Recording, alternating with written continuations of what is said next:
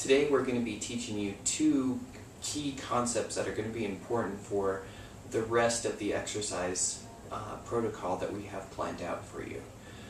And they're called neutral pelvis and abdominal bracing. So in neutral pelvis, the goal is to find the position that your pelvis feels very stable and being able to work from this position. Now, practically, it's good to be in neutral pelvis when you're doing transition movements, like going from sitting to standing, or from sitting to laying down, or vice versa.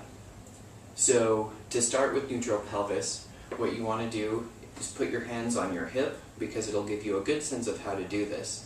And if I turn to the side, what you want to do is tilt your pelvis forward and backwards. And do this a couple of times just to get the hang of it, until you find a place in the middle that feels about right for you. And then from this position, you want to engage your abdominal muscles or brace with your abdominal muscles before you do one of the transition movements. Another important thing to teach you right now is the proper way to sit down, especially if you have some musculoskeletal complaint in the spine. So to do this safely, what you want to do is to find neutral pelvis. So, found neutral pelvis here, lock in my abs, and what you want to do is keep your back nice and straight and hinge from your hips. So as I sit down, you can see my back stays nice and straight, and same thing for standing up.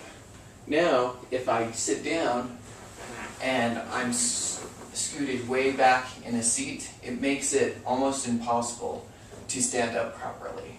So in that instant, what you want to do is scoot forward towards the front of your seat, and then you're again able to stand up in the most safe way.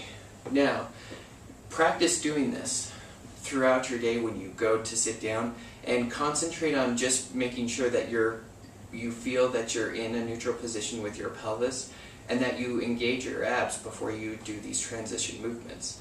Because if you do it consciously for a while, it becomes easy to do it unconsciously later on.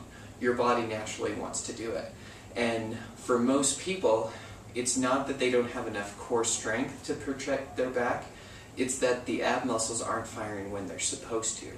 So if you can teach your body that yes, the ab muscles are supposed to fire when we sit down, lay down, any of these transition movements, it makes for these movements becoming much more safer for you. Now, on the exercise sheets that you'll be provided, it also gives other examples in situations where you can utilize neutral pelvis and abdominal bracing.